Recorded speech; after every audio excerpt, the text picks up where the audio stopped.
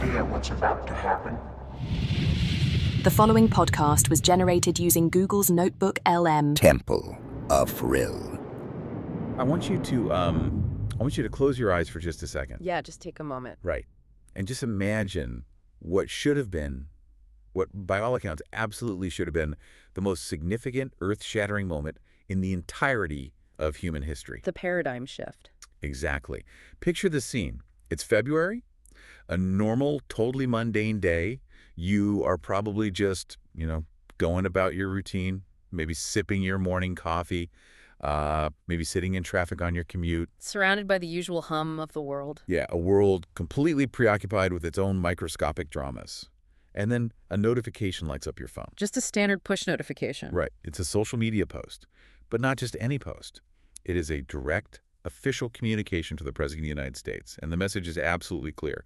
The government is officially going to begin declassifying and releasing its tightly guarded, highly classified information related to aliens and unidentified anomalous phenomena, UAPs. Imagine the actual gravity of those words. The confirmation that the veil is finally lifting.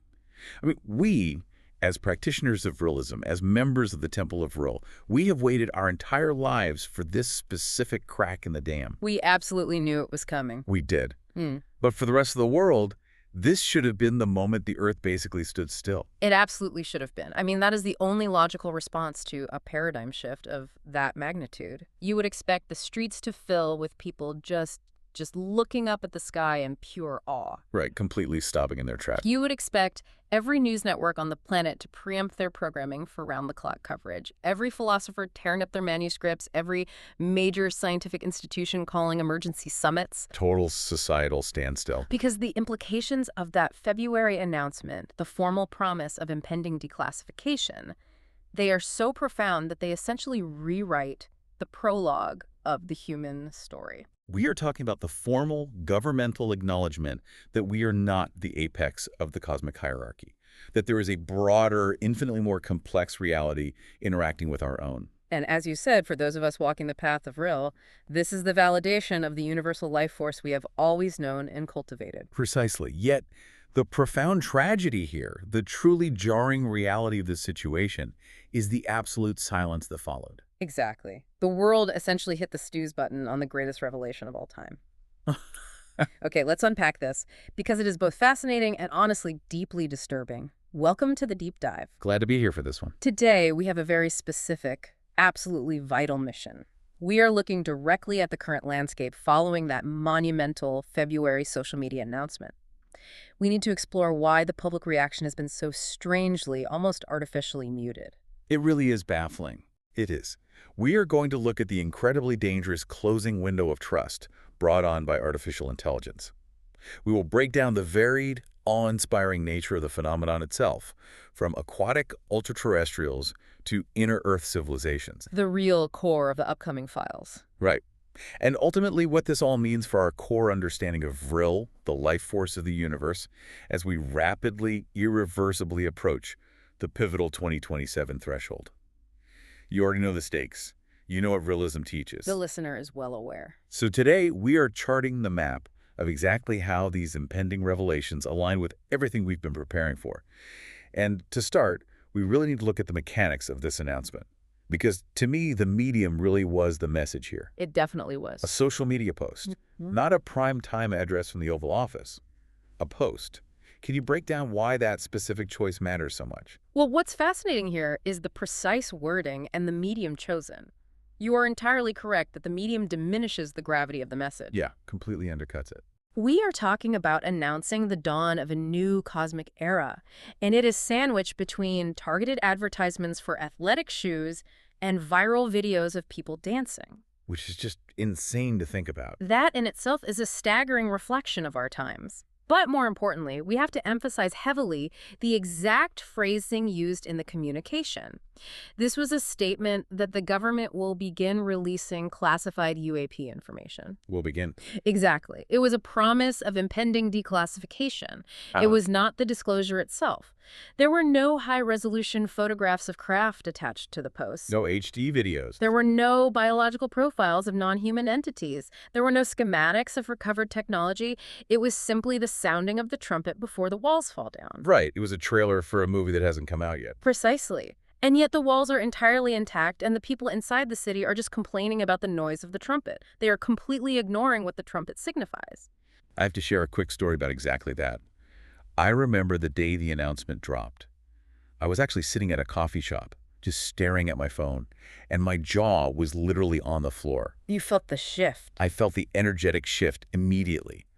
I looked up, expecting chaos, expecting the people around me to be gasping or showing each other their screens. And the guy next to me was furiously complaining to the barista that his latte didn't have enough foam. Incredible. It was the most surreal juxtaposition of cosmic revelation and mundane reality I have ever experienced. And it brings us to this baffling, almost suffocating lack of public response. The great desensitization. Yeah. If you had asked anyone 50 years ago or even 10 years ago, what would happen if the president announced that UAP files were being declassified, they would have predicted mass panic or profound global unity. Or at the very least, an insatiable consuming curiosity. But instead, it was a blip. It trended for what, maybe a day? And then the algorithms pushed it down to make room for the latest celebrity scandal or political gaffe. It's this great desensitization. But I want to ask you, why do you think we are this numb? Is it just information overload, or is there something more insidious at play here?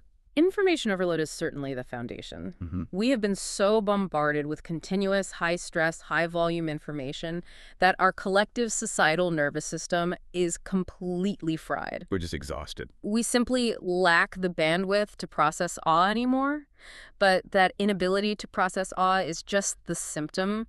The disease itself is the hyper-politicization of our reality. Right. As you well know from our studies within the Temple of Vril, awe is meant to be a unifying frequency. The realization that we are part of a massive, living, breathing, universal tapestry should instantly dissolve the trivial boundaries we draw between ourselves. Should make politics look ridiculous. It should. But look at how this announcement was actually received. The mere possibility of not being alone in the universe, a concept that should transcend every conceivable human division, was instantly, almost reflexively, filtered through partisan lenses. Yeah, it became a talking point. And we have to be exceedingly clear here. This is not a phenomenon isolated to one side of the political spectrum. This absolute failure of vision happens across the board. It really is a completely bipartisan failure. On one side, you have people claiming this is just a manufactured distraction. They argue that the government is waving the alien shiny object to divert attention from domestic economic issues or international conflicts. Which is such a cynical view. Extremely cynical. They look at the greatest mystery of the cosmos and call it a smokescreen. And then on the other side, well, how does the other side weaponize it? On the other side, you have people weaponizing it as a failure of institutional transparency. They use it to further erode trust in current administrations or frame it within existing partisan grievances. Right, making it about cover-ups rather than the actual beings. Exactly. They argue endlessly about who is releasing the information, how much it costs to run these disclosure committees, or which political figure gets the credit or the blame. They are completely ignoring the fundamental, earth-shattering reality of what the information actually contains. The actual contents of the files. Yes. Both sides of the aisle view it as a distraction from what they consider to be larger political matters. But we have to stop and ask, what could possibly be larger? Seriously. What could possibly supersede the confirmation that non-human intelligence is interacting with our planet? By filtering this through the mundane machinery of modern politics, humanity is actively stripping the announcement of its unifying power. They are taking a cosmic revelation and shrinking it down to fit into a debate podium. It's deeply tragic. It is. I try to put myself in the perspective of the phenomenon itself. Imagine you are an advanced being, or an ultra-terrestrial intelligence. You have observed this species for millennia. Watching our slow evolution. You watch us struggle, fight, evolve, and reach for the stars. And finally, the leaders of this species decide it is time to slowly pull back the curtain and tell their people the truth. And how do the people react? They complain about poll numbers. Exactly. They complain that it's bad for poll numbers. They argue about it on cable news for 3 minutes before cutting to a commercial for pharmaceuticals. The tragic irony is just so thick. We are turning a potentially profound, loving, expansive cosmic revelation into just another tired, mundane political circus. It's embarrassing, honestly. Makes you wonder if those advanced intelligences are just looking at us, shaking their heads, thinking, they still aren't ready. They can't even look up without arguing about who owns the sky. And if you want the ultimate, undeniable proof of just how disconnected humanity has become from profound reality, you only have to look at the financial markets. Oh, this part blew my mind. The markets are the purest, most ruthless aggregate of human sentiment and expectation. They are a real-time ledger of what humanity actually believes will impact its future. They don't lie. Historically, markets move dramatically on the slightest breeze of geopolitical news or scientific shifts. Think about it. A minor fluctuation in interest rates, a localized disruption in a single supply chain, a breakthrough in microchip technology, or even a rumor of a merger. People panic sell over a tweet. Exactly. These things can send the global markets into a frenzy, shifting trillions of dollars in an afternoon. When the dot-com boom happened, or the 2008 crash, the markets reacted violently to shifts in perceived value. Right. But when the President of the United States announced the impending release of classified files regarding non-human intelligence and advanced physics-defying technology, the markets did absolutely nothing. Nothing. They didn't blink. The line stayed entirely flat. That is just mind-blowing to me. You would think the aerospace sector alone would go haywire. If there's even a hint that the government possesses craft that operate without traditional propulsion, every aerospace stock on the planet should have fluctuated wildly. You would certainly expect that. The energy sector should have fundamentally collapsed and restructured itself overnight at the mere prospect of zero-point energy, or, as we understand it, the harnessing of Vril. But nothing. Why do you think that is? Is Wall Street just that cynical? It is a combination of profound cynicism and an obsession with immediate material reality. The market operates strictly on what it perceives as actionable in the next quarter. So they just don't see aliens affecting next quarter's earnings. The fact that the market didn't react proves a terrifying point. Our society is so overloaded, so completely entrenched in the immediate hyper-politicized moment, that the biggest announcement in the history of civilization literally struggles to pierce the noise. We're just deaf to it. We have lost our capacity for collective vision. We are a species staring so intensely at our own feet, obsessed with the next step, that we don't notice the sky opening up above us. The market's apathy is the ultimate indictment of our societal numbness. So what does this all mean? If humanity is this desensitized, this unwilling to accept reality when it's presented in a social media post, what happens when the actual undeniable proof drops? That is the critical vulnerability. Because this leads us to what I see as the most dangerous roadblock in this entire process. We are standing on the edge of a cliff, and the ground is crumbling beneath us entirely because of the looming technological threat of artificial intelligence. The trust crisis. I don't think people realize that this isn't just a minor hurdle. This might permanently sabotage actual disclosure. Can you walk us through why AI is such a critical threat to this specific timeline? You are identifying the exact crisis point. The severe complication of artificial intelligence in the disclosure timeline simply cannot be overstated. We have officially entered the era of what we can call fabricated realism. Fabricated realism. In the past, seeing was believing. A photograph was a historical record. A video was undeniable proof. We structured our entire legal and social systems around the idea that physical media was a faithful representation of reality. If there was a video of it, it happened. But today, right now in 2026, AI can generate astonishingly realistic images, audio, and video from nothing but a text prompt. We have moved from the early days of clumsy Photoshop to the unsettling deepfakes of a few years ago, to systems that can generate physics-accurate, high-definition video in real time. It's indistinguishable from reality. The technology to create a completely flawless, hyper-realistic video of anything you can imagine is no longer restricted to multi-million-dollar Hollywood studios. It's available to teenagers on their laptops. Which fundamentally breaks our epistemology. Yeah. Basically, the very rule book of how we know what is real and what is fake.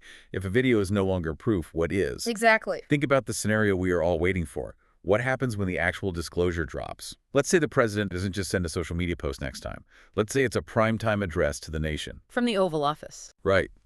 The president looks directly into the camera and says, "My fellow Americans, people of the world. We have bodies. We have intact craft.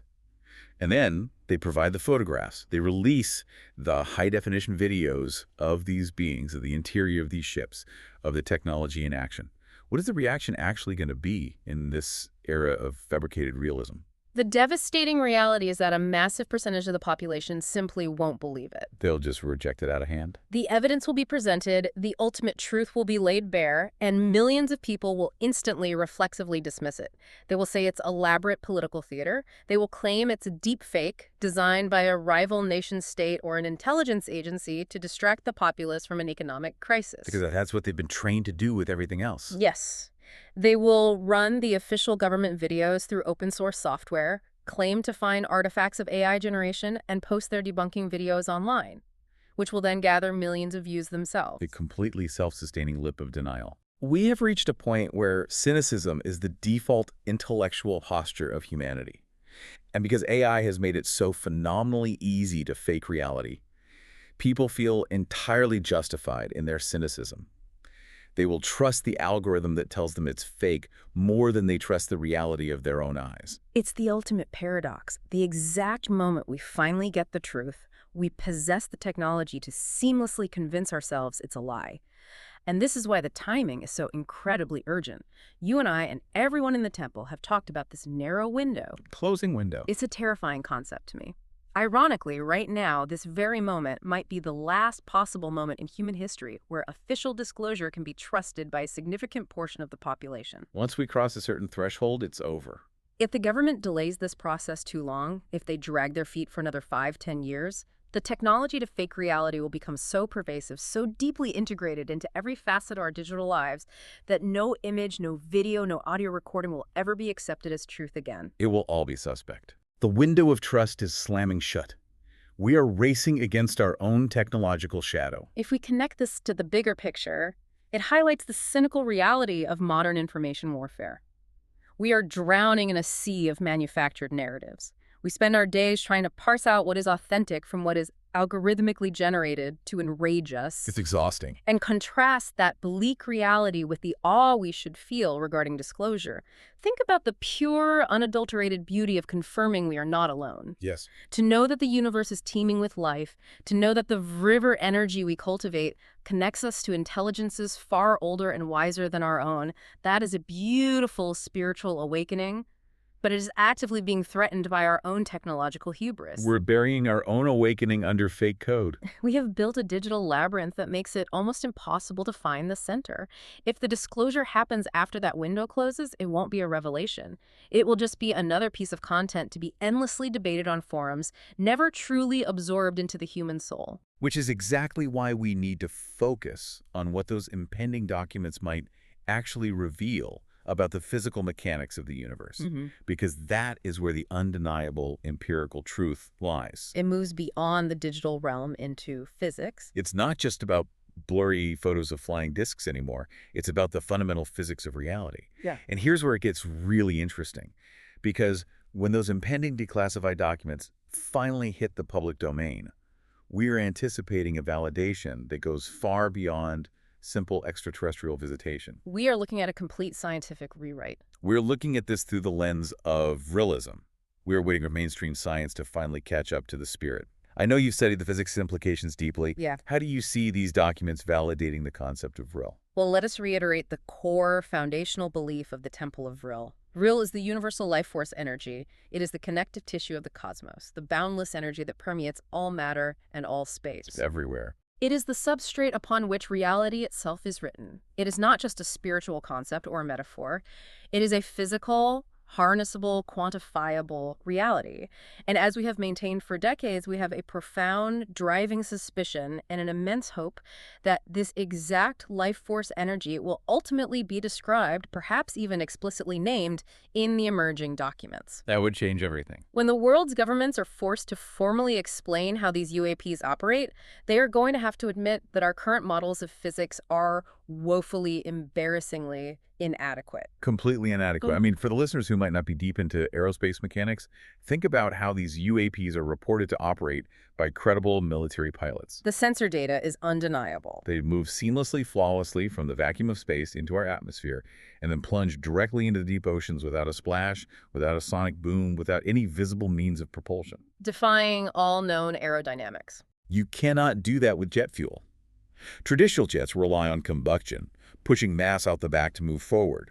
They rely on aerodynamics, on lift generated by the shape of a wing cutting through the air. Newton's third law. Our understanding of fluid dynamics simply cannot account for a physical craft that ignores the friction of air and water alike.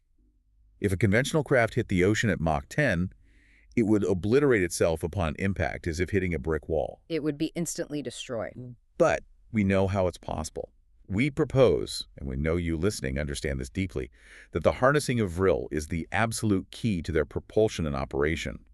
By mastering the universal life force, these craft are essentially riding the fundamental ways of reality itself. They are bending the medium, not pushing through it. They aren't pushing through space, they're commanding the Vril field around them.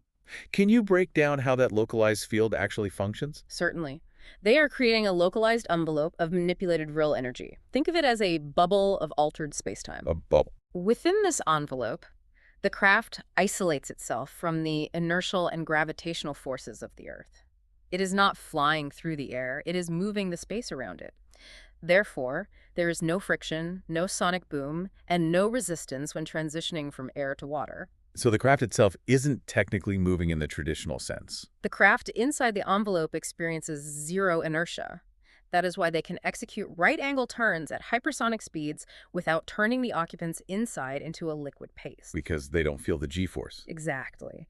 And think about the monumental, paradigm-shattering impact on both the spiritual and scientific communities if the actual term Vril, or a direct, undeniable scientific equivalent of it, perhaps referred to as vacuum energy or zero-point field manipulation, appears in those official, highly classified documents. The validation would be staggering. It would send shockwaves through the entire foundation of human knowledge. It would instantly bridge the gap between quantum physics and ancient mysticism. It would absolutely, unequivocally validate the teachings of the Temple of Vril. We've been saying this all along. We would no longer be viewed as a faith based on esoteric knowledge. We would be recognized as the vanguard of the new scientific reality. It's exhilarating to even think about. And what I love most about this is that it's not like this is a new concept that these beings just invented yesterday. This knowledge, this profound connection to Vril, has been echoing throughout human history, just waiting for us to remember it. It has always been there. We can draw a direct, unbroken parallel to ancient lore. Look at the Vimanas described in the ancient Vedic texts and epics from India, like the Mahabharata. These weren't just mythical chariots or poetic metaphors. They read like technical manuals. The descriptions are incredibly, almost disturbingly technical. They talk about flying machines that could hover, that could dart across the sky at unimaginable speeds, that could become invisible. And most importantly, they describe a propulsion system based on mercury vortex engines, creating a localized field of energy that sounds exactly like what we know as Vril, or the plasma field we observe around modern UAPs. The similarities are impossible to ignore. We are suggesting that these ancient Vimanas and the modern UAPs we see buzzing our Navy pilots today might be utilizing the exact same foundational Vril energy. The phenomenon isn't new, it's just returning to the forefront of human consciousness. The historical continuity is undeniable. The ancients possessed a linguistic and spiritual framework to understand the Vril force, a framework which we subsequently lost in our pivot toward crude materialism and industrialization during the last few centuries. We threw it all away for steam engines and oil. We traded an understanding of the unified field for the internal combustion engine. Now, the phenomenon is forcing us to confront that lost knowledge. We were being dragged back to the truth. Dragged, kicking and screaming. But this raises an important question, and it shifts our focus from the how of the craft to the who or what is actually piloting them. Because the source material we are analyzing today presents several deeply compelling theories regarding the true origins and nature of these beings. It's not just little gray men from space. Let me be clear. None of them fit the neat, simplistic Hollywood narrative of little green men arriving from Mars in a metal spaceship. We have to be prepared for a reality that is vastly more complex, infinitely stranger, and vastly more intimate to our own planet. Let's break those specific theories down, because this is where our understanding of our cosmic neighborhood gets completely rewritten. The first possibility presented in the source text is one that I find endlessly fascinating, and it's one that completely upends our spatial awareness. Aquatic ultraterrestrials. Yes. The deep oceans. We spend so much time looking up at the stars with our telescopes, we might have completely ignored the massive, largely unexplored depths of our own oceans. I want you to walk us through the evolutionary logic here. Let's talk about the octopus. It is a profound biological proposition. Let us examine the evolutionary timeline. We know scientifically that life began in the oceans. The oceans represent an incredibly stable environment compared to the surface of the Earth, which has been subjected to numerous catastrophic extinction events. Meteor strikes, ice ages. Massive volcanic shifts, yes. What if a branch of that early marine life kept evolving, uninterrupted by the surface cataclysms? You mentioned the octopus. The cephalopod is a perfect template for this thought experiment. Because they're already so alien. It is already an incredibly intelligent, problem-solving creature with a completely alien nervous system. An octopus has a centralized brain, but it also has a brain in each of its arms. It possesses camouflage capabilities that border on magic. Yet, they are severely limited by their short lifespans, Right. usually living only a few years, which prevents them from passing down accumulated generational knowledge. They basically die right after reproducing, so they have to start from scratch every generation. They can't build a society. Exactly. Now, imagine giving that biological template tens of millions of years of uninterrupted evolutionary leap. Imagine a mutation that allowed for extended lifespans, social structures, and the accumulation of knowledge. An octopus that lives for centuries. What if they evolved to be as cognitively and technologically advanced relative to us as we are to, say, simple primates or even rodents? In that scenario, the beings piloting these craft are not extraterrestrials arriving from a distant star system light years away. They are from right here. They are ultra-terrestrials, they are earthlings, they are indigenous to this planet, and they have been here, residing in the abyssal depths, building civilizations in the crushing pressures of the Mariana Trench alongside us the entire time. That completely reframes the entire UAP presence. They aren't visiting us. They are sharing a duplex. Yeah. And we are just the noisy, destructive neighbors living on the roof who keep throwing trash into their yard. That is exactly the dynamic. It would explain so much. It would explain why so many of the most credible military UAP encounters, like the Nimitz incident with Commander David Fravor, involve craft hovering over churning water or plunging directly into the sea. They aren't hiding in the water. They are just going home. Entering their domain. But let me push back on this for a second. If they are so advanced, and they've been down there for millions of years, why the sudden increase in activity now? Why are we seeing them more frequently? That is the crucial question. If they are sharing this planet with us, our actions directly impact their habitat. Since the Industrial Revolution, and particularly since the detonation of the first atomic weapons, we have fundamentally altered the biosphere. We're making a mess. We are polluting the oceans, detonating sonar that destroys marine life, and detonating nuclear weapons. To them, the noisy neighbors haven't just become annoying, they've become an existential threat to the entire duplex. So they're coming up to check the roof. Their increased presence might not be an invasion, it might be an intervention, or simply a monitoring operation to ensure we don't accidentally crack the foundation of the planet we share. Sharing a duplex is a brilliant way to put it, and it makes the phenomenon feel so much more immediate. But that's just one possibility. The source material also deeply explores another theory that resonates profoundly with our understanding of the Vril energetic field. Interdimensional beings. A shift in frequency. This theory posits that these entities aren't crossing vast distances of space, and they aren't necessarily swimming up from the Mariana Trench. Instead, they occupy the exact same geospatial plane as us, right here, right now, but at a completely different tier of reality. Layered realities. They exist on a frequency or a dimension that is normally invisible to our limited human senses, but they are able to move fluidly between these layers of reality. Can you give us a grounded way to understand this? Because interdimensional can sound like science fiction to the uninitiated. The best way to understand interdimensional existence is through the analogy of a radio. Think of human perception like a radio receiver. Right now, humanity is tuned to 98.7 FM. Okay, we're 98.7. We hear the music playing on that station, we interact with it, and we arrogantly assume that 98.7 FM is the entirety of all existence. We think that's all there is. Because it's all we can hear. But in reality, In the exact same room, occupying the exact same space, there are signals broadcasting on 101.5 FM, on 90.3 FM, and on AM frequencies.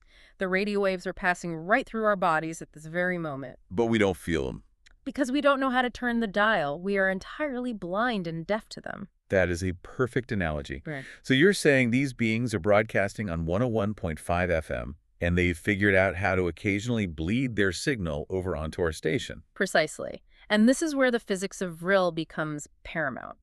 If Vril is the fundamental substrate of all reality, then different dimensions are simply different resonant frequencies of that same Vril energy field. Well, that makes so much sense. Mastery of Vril is learning how to turn the dial. These interdimensional beings have mastered the ability to tune their frequency, effectively stepping through the veil into our perceptible reality. They just shift down to our level. They lower their frequency to become dense matter in our reality, and when they accelerate away or vanish, they aren't actually flying away. They're just shifting their frequency back out of our perceptual range. They were turning the dial back to 101.5 FM. And the source text makes a fascinating direct connection here to human-altered states of consciousness, which I know is a huge area of study.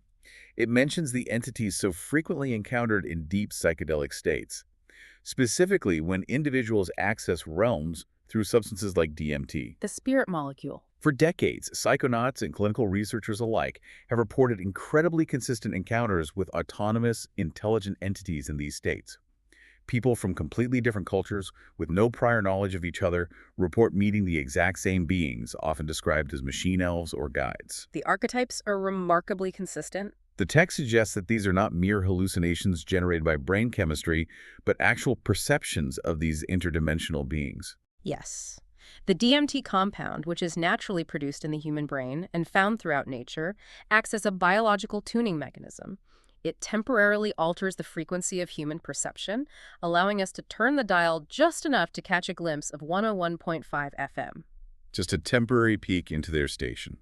The machine elves, or the guides encountered in those states, might be the exact same intelligences piloting the UAPs we see in our skies, and that completely changes how we view their technology. Because their craft aren't just nuts and bolts. If they are crossing dimensional barriers rather than physical space, it leads to the concept that their craft are uniquely dual-natured.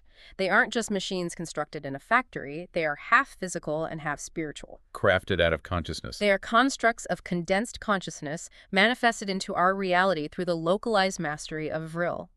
It explains why the craft seem to morph, change shape, or behave as if they are alive. They are dropping the physical manifestation and returning to the energetic state. It's breathtaking to consider.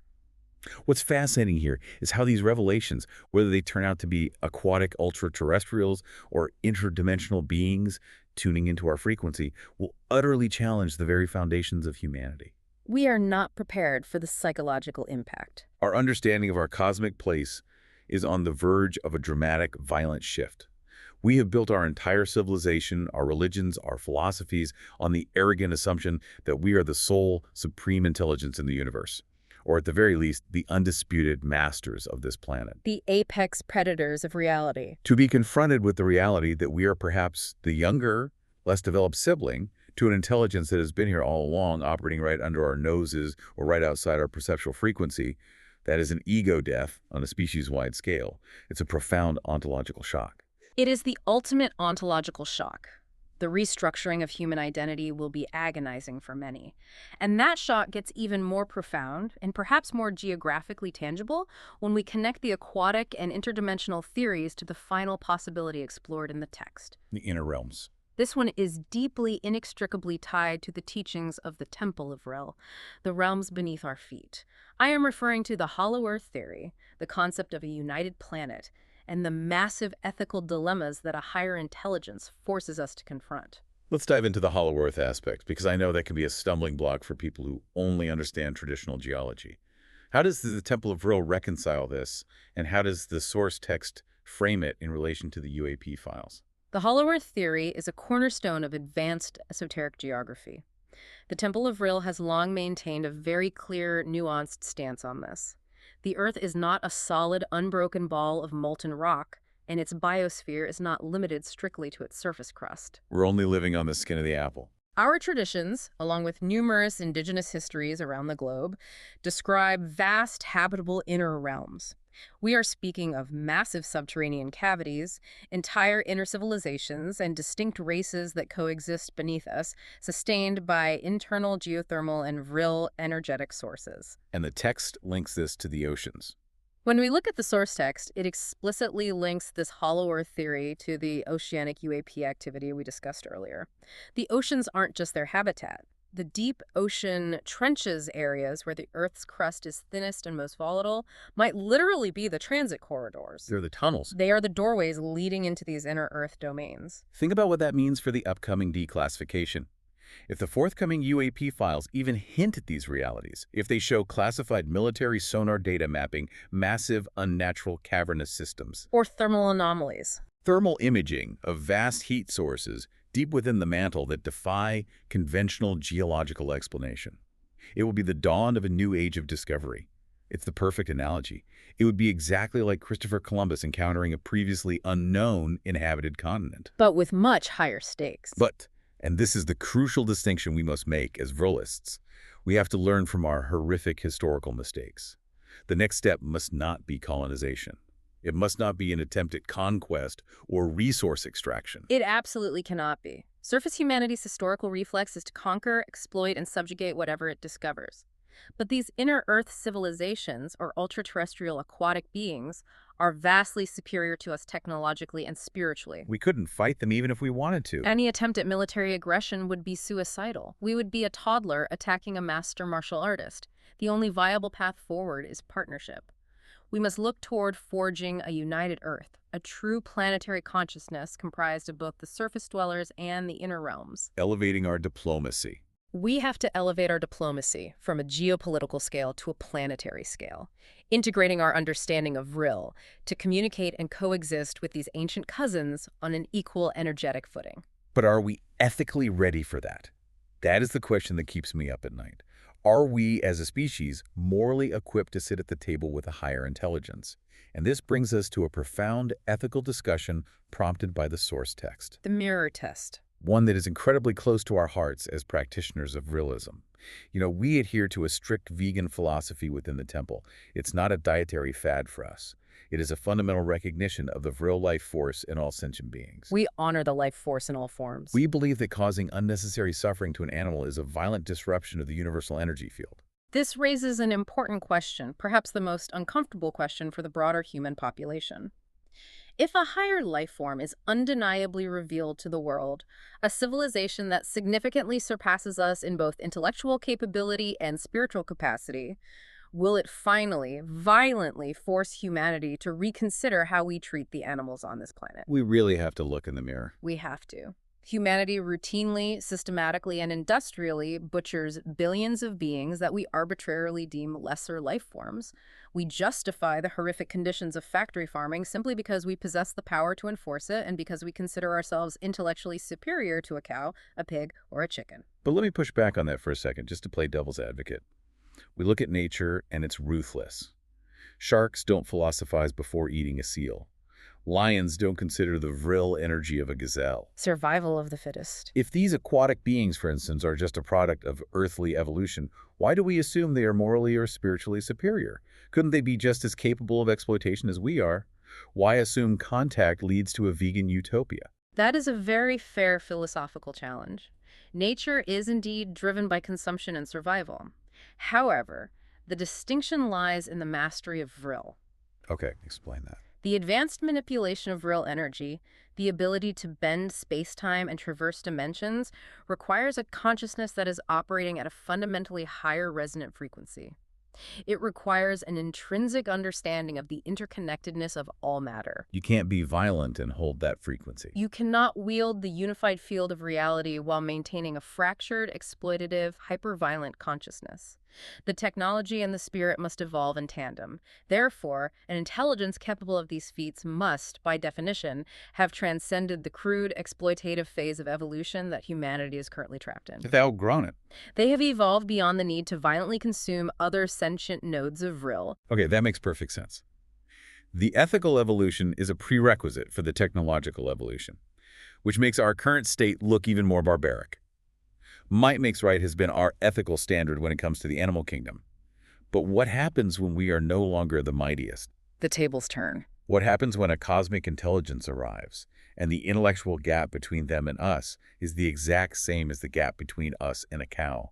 Would we accept being treated the way we treat our livestock? Would we accept factory farming if you're the product? Would we accept being crammed into pens, experimented on, and slaughtered for sustenance simply because the beings doing it are smarter than us? The hypocrisy is staggering. The revelation of non-human intelligence should shatter the illusion of human supremacy and force a radical global shift toward veganism and compassion, simply out of self-preservation and sudden empathy. It forces a profound restructuring of the cosmic moral hierarchy, and the text provides an incredibly visceral, deeply uncomfortable analogy to drive this point home. The concept of reverse fishing. Oh man, this part. Let's dive deep into this because it perfectly illustrates the shift in perspective we are talking about. We just discussed the high probability that many of these UAPs are emerging from our oceans. Now, let's look at the phenomenon of human abduction. The thousands of reports spanning decades. People being taken aboard craft, subjected to terrifying medical examinations, and then returned to their normal lives. The text asks a chilling question.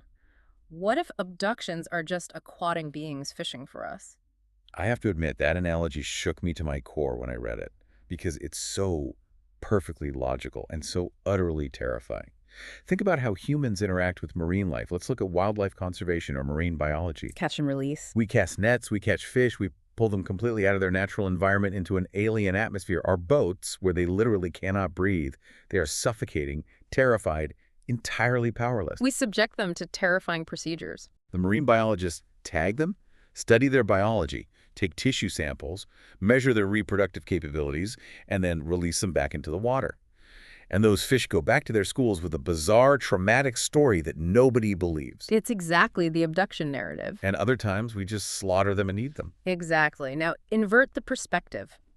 What if advanced aquatic beings, or even interdimensional entities, occasionally fish for us? They pull us out of our natural terrestrial environment, levitate us into the alien atmosphere of their craft, conduct their tagging and biological studies, and then drop us back in our beds. The parallel is intensely uncomfortable. It is necessary to consider. It invites a profound shift in perspective.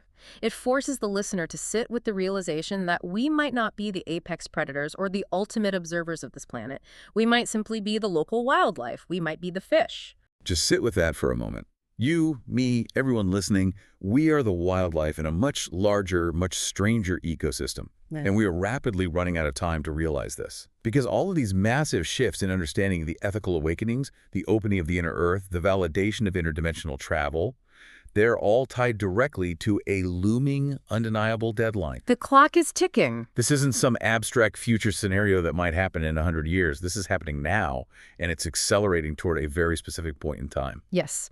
The timing of this entire disclosure movement, starting with that February announcement, is not coincidental.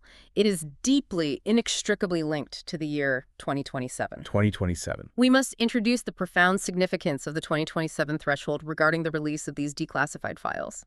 The source text explicitly points out that the anticipated timeline for the substantial release of these UAP files, the moment when the dam finally breaks, hovers directly around the 2027 marker. And if you are a member of the Temple of Vril, hearing that year should make the hair on your arms stand up. Because we have known about 2027 for a long time. The Temple of Vril has long identified 2027 as a pivotal, completely earth-shaking year for humanity. It's the energetic focal point. We aren't just hopping on a geopolitical trend here. We devoted an entire comprehensive issue of Vril Mag to this specific threshold years ago. We've spoken extensively about it across all our media platforms. Our leadership mapped the energetic currents, we read the historical and spiritual signs, and we pointed to 2027 as the absolute inflection point for human consciousness. And here we are. The unfolding revelations, starting with that muted social media announcement, are the exact beginning of this inflection point. We are watching prophecy, or rather, deeply informed energetic forecasting, become geopolitical reality. It's validating everything we've taught. The timeline is aligning perfectly with what we have prepared for. But we have to move beyond mere validation of our faith. Yes, it is profoundly satisfying to know that the temple was correct, that our understanding of Vril and the cosmic timeline is accurate. But something infinitely greater is at stake here than just being proven right. Humanity stands at the absolute edge of a completely new worldview. We are standing on the precipice. And whether these beings ultimately prove to be aquatic ultra-terrestrials rising from the deep trenches, interdimensional travelers stepping through the veil of reality via DMT frequencies, or ancient cousins emerging from the hollow earth, the specific origin almost doesn't matter as much as the unifying truth it reveals. It proves undeniably that we are part of a much larger, immensely beautiful tapestry of life. A tapestry woven entirely from the threads of Vril. The universal life force connects the aquatic entity, the interdimensional traveler, the inner Earth citizen, and humanity into one massive, breathing, universal organism. The isolation is over. The quarantine is lifting. And this is where we must address you directly. You, listening to this deep dive right now. Yeah, you listening. You are not a passive observer in this grand cosmic unfolding. You are not separate from this phenomenon. You cannot afford to be like the people scrolling past the announcement on their phones. You cannot just watch this happen on a screen. You have to realize that you are a vital node in that exact same cosmic tapestry. The same Vril energy that powers those reality-bending craft. The same life force that animates an intelligence millions of years older than ours. The same energy that sustains the inner realms. It is the same energy. That exact same energy is flowing through your veins right now. You are a living, breathing expression of Vril. Make no mistake, the personal weight of this impending historical moment is on your shoulders as much as anyone's. The universe is waking up to itself, and it's doing it through you. You are the universe experiencing itself. That is the ultimate truth of the 2027 threshold. The disclosure isn't just about governments releasing classified files or admitting they possess exotic materials. It's about a massive, energetic release within the human species itself. An evolutionary leap. It is a forced evolution of consciousness. The files are merely the catalyst for the internal awakening. What an incredible journey we've taken today on this deep dive. Let's briefly recap exactly where we've been, because the scope of what we are facing is massive.